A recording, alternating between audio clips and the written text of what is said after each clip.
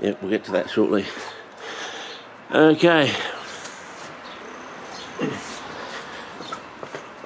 We've had a development. I think more development about understanding than anything else. So,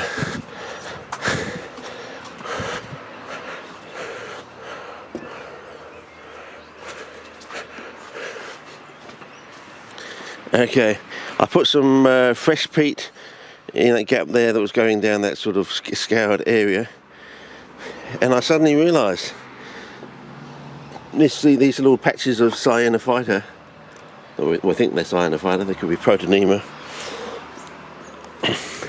appear to be growing on the old peat that's changing colour, going from this nice nut brown colour to its this sort of dark colour.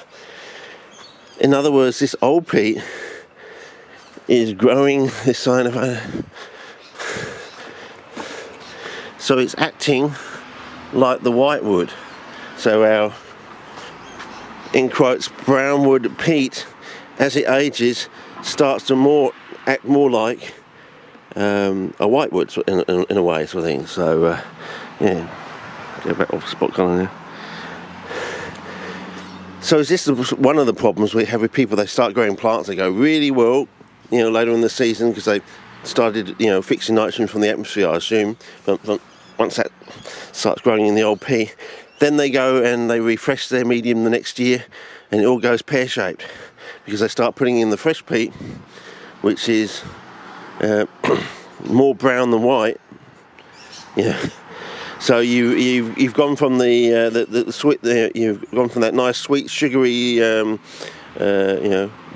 carbs to now you've gone to your meat and eggs sort of thing, and they like a combination of the two in a way. But you get your growth from your whitewood, and you get your coloration and your sort of robustness, I suppose, or the sort of quality of thickness and all that from your brownwood, your meat and eggs. So what are the vegetables? That's what I want to know, is what are the vegetables of CPs in a way? What in the food diet of CPs are the vegetables? Are they the insects, or is it something else in the soil that's the vegetables thing? But anyway, that's just the idea. As I said, if we put the pelletized material all the way through, see this top capping here, we worked out was about, we've now got it up to about 6 handfuls. In other words, it was 2 litres. We've got like a 2 litre capping on the top now of this pot here. Now, if we actually spread the pelletized newspaper sayers through the sand of this pot all the way through, maybe you want to have a litre of chalk down the bottom, but say you spread it all the way through, you would basically end up with 5 litres of pelletized newspaper sayers spread right throughout that 10 litre bucket sort of thing. In other words, you'd have an extra 3 litres of the material. So basically you more than doubled the amount of nitrogen fixation through the entire pot, if the root system has access to all that fixed nitrogen, if indeed it does double the amount of nitrogen that's fixed from the atmosphere through the entire pot, especially down in the nether regions when it's mostly anaerobic, or at the very least at the top microaerophilic, as we've worked out from our fine sand culture. Anyway, so that's about it for that point there. It's early in the morning, fellas. My brain's just waking up, fellas. Waking up, Richard. Is it ever awake? Does it ever work at 100%? There we go. And we've got this nice leaf coming up on the aluminium one there, even though we've got a dull day. Yeah, I'm 2 notches down, 2 notches right, because that's our rule for a dull day. And only 1 notch right, 1 notch down for the end of a day, whether it's dull or a sunny one. Apparently, it's just the low littage basically. Don't know if we're having any movement on the zinc there. The sand colour does seem to be changing now. It's gone from that sort of white colour to, is it developing a pink colour? I don't know. Slowly over time, says he. Anyway, I just take my jacket off, I'm getting a bit hot, so I'm going to drink my coffee for the rest of this one, I think. Okay, now we're just going to go around and have a look at a few plants. Oh, we got a bit of blushing on that one on the side there. Or no, I think it's just a reflection of this. No, I reckon it's the reflection of the, yeah, it's a reflection of the tag there. Okay, this one seems to be getting better and better. So I think we've got our general idea of what's going on now. So hopefully in the pure sand culture we get something similar. Still not too impressed by the look of the core one. As I said, we said in the past that the core is, in my opinion, in the past has never been quite as good as peat, which is this one here. And of course we've got grass clippings there, so you could actually make your own garden peat. I saw someone online with Carnico. He was using peat out of a bag called garden peat, and I'm just thinking, well, they've stopped mining or harvesting peat in Germany due to the fact they've got down to some sort of radioactive layer. I read somewhere, so they couldn't harvest it. They got down to a radioactive layer, and it was triggering off all the alarms at the airports and things because, you know, it was radioactive, so they couldn't export it anymore. So I'm just wondering if they've got onto this. You turn your lawn or your grass clippings into a type of peat that's almost as good as peat itself. There's grass clippings, there's peat, there's coir. Peat seems to be slightly better than coir, and I think grass clippings is almost as good as peat. So you could probably say that grass clippings is as good as coir, in a way. So, and then notice the difference in the colour between the grass and the fly trap there, yeah. So, anyway, yeah, I still think this one, I don't know if we can get the camera around there to focus in on that one there. Even the little baby ones has survived alright, and we've got this one coming out here, starting, I don't know if we can get the camera, maybe I can get the camera around here, down on there for it. Down there. You usually have to focus longer than. Oh yeah, looks like the bark chip one's now starting to take off, but doesn't seem to have the sort of colour that the other ones have so far. It's more green, like over here with the bark chips on top. Everything's more green, or a little more luscious green than you think. Capensis still very slow. Got a new leaf coming out on the zinc one here, and so I still don't know whether zinc's a step forward or a step backwards yet. In the iron, that one's still surviving. The young plant is surviving much better than the old ones in the iron sort of thing. But this one here, that one's putting out a new leaf like that, and it's starting to look better and better, so we might have some progress there. I don't know. I think I'll just dangle my jacket in the bucket there. Okay. Better put it up there. Okay, this one here. Well, you know, for with sand, basically a core sand and candles around the outside. And we've had a bit of heavy rain overnight, apparently, by the little things we've had here. So yeah. So I'm more interested in the ones that ride on the edge. And do we get a response from the young ones? Remember from the paper, the young ones can stay yellow for up to 2 years or something before they make a move sometimes. But sometimes growth can be surprisingly rapid. This one here, I need to put some more plants in, but as I said, our so-called our scrounge smurfs for the fly traps so far have been not very good at the moment, and there's been no all the perp crawls have come back negative, so you know, still got a bit of a blush there, so I don't know what that's going to make a move or not. And that one in there. So so far on this one, as they develop, they lose that sort of pinky red colour, but we've still got that sort of what I think is either protein or cyanophyta growing on the surface there, and it does like bits of spotting. Seedlings still growing down there, and this one could do better, says the headmistress. Oh yeah, here's this new leaf coming out here. That's not too bad, I suppose, for what it is. But as I said, I think we'll learn. Oh, and there's a bit of greening down there from a bird dropping, I think it is. So I think we could do better with some of these. You know, let's go to normal focus. With this one, I think we failed because we put the newspaper cellulose right the way through with the sand, spread out the fibres, and we want it, I think, to be in granules or pelletised, so the microorganisms can build up in numbers, so they can, you know, take a bit of this stuff, build up inside it, produce all their enzymes to break down the newspaper cellulose into the, presumably various forms of sugars, and fixing nitrogen from the atmosphere, make their own proteins. You know, sugar plus nitrogen equals protein, basically, in a way, very simplistic form. Oh, okay, hang on. Now I need spot colour for this, sorry. So you take these granules here and they sort of, you know, build up in numbers, and then vast numbers inside there. They can then use their enzymes to take the nitrogen in and fix it, and basically turn sugars into protein. So you're going to have your sugar-loving brown rot fungi attacking the white wood. So they attack the wood and they attack the white wood, and they leave the brown. That's why they call the brown rot fungi, because they leave it brown at the end of it, the end of the cycle sort of thing. So yeah.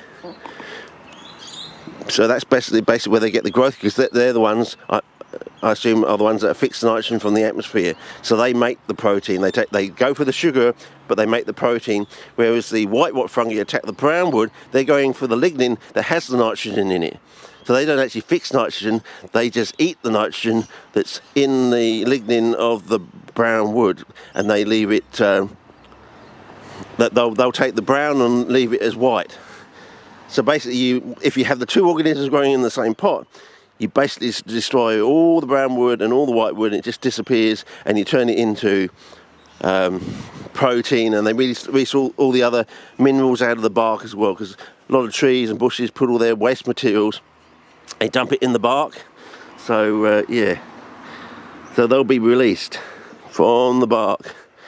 So the idea, our idea currently is to have the newspaper cellulose in granules right the way through the pot probably, and maybe cap the top with brown wood, because we know that because the brown wood has nitrogen already in it, as it rots, it will actually rot, in quotes, like a piece of meat, because it's got all nitrogen already in it. It'd be like putting a piece of meat into anaerobic conditions. It will go smelly and horrible, whereas you put your newspaper cellulose in, which is carbon, hydrogen, oxygen. It has a supply of oxygen in there, so it's not going to really go smelly, and there's no in the bottom of the pot.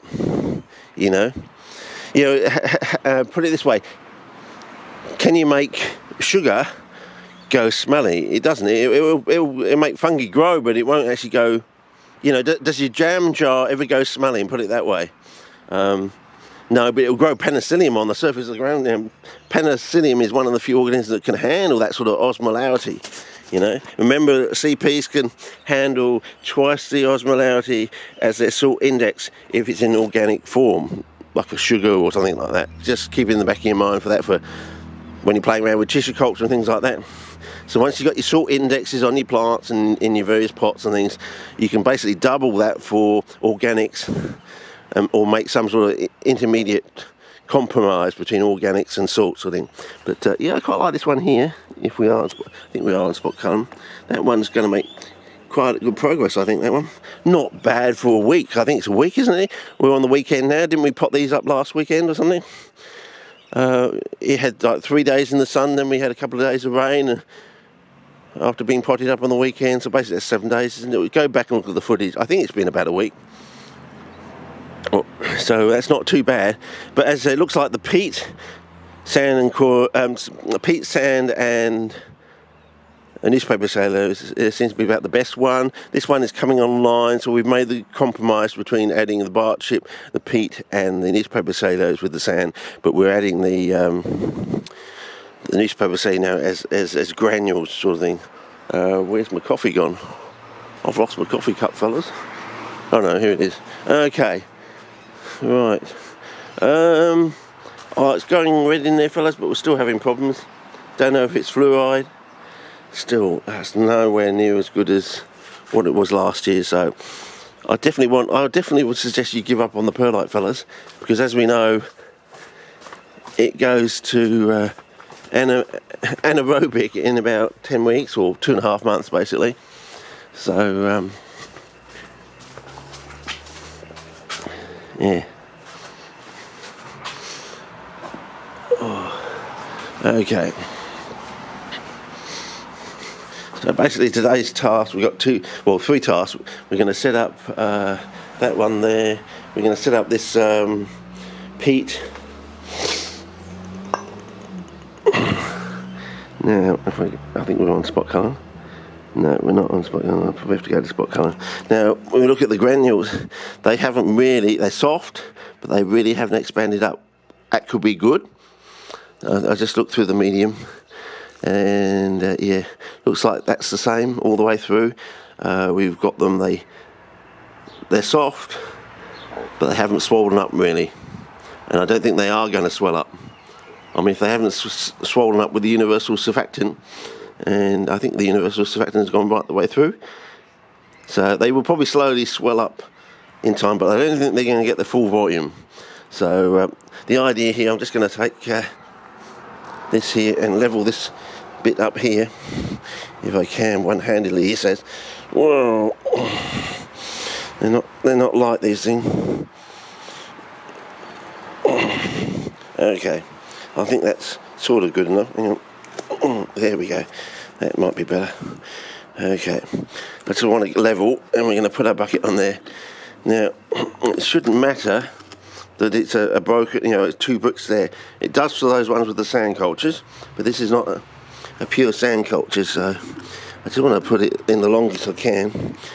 Put it that way across the brick, so we have it right across a diagonal if I can. Yeah, something like that. Put the handle down, and we're just going to mix this up. Don't need a glove for this because it's just peat, sand and other stuff. And it looks like it's fully wetted. The peat's fully, moisturised. And we're just going to basically mix it up. Make sure that we got it. And you can see there, if I pull it through there, you can see all the bits of newspaper cellulose. They're somewhat wetted, but they haven't, as you say, fully expanded up. So the interstices in between the fibres there will be much smaller. The organisms can get in there, cling in there, not be washed out,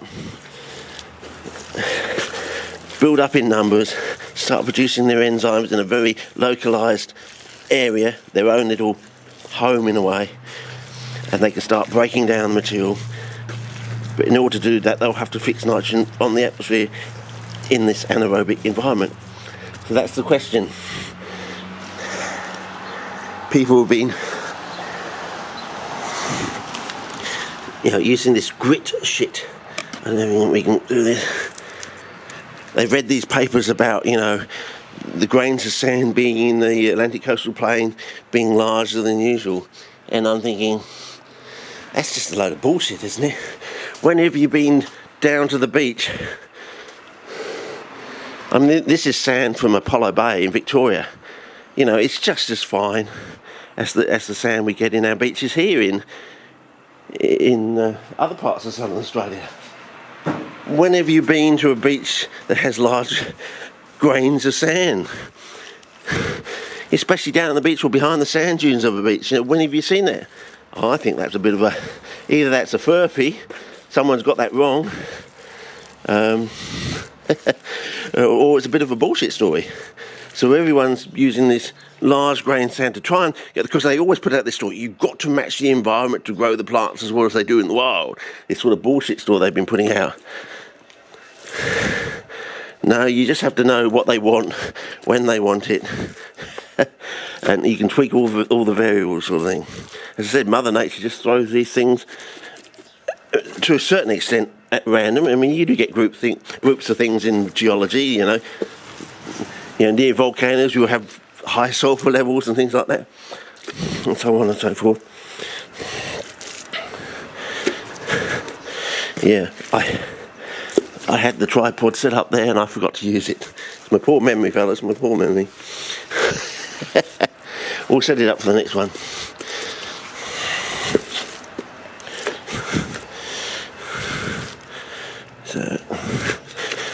So we got the peat. It's also brown.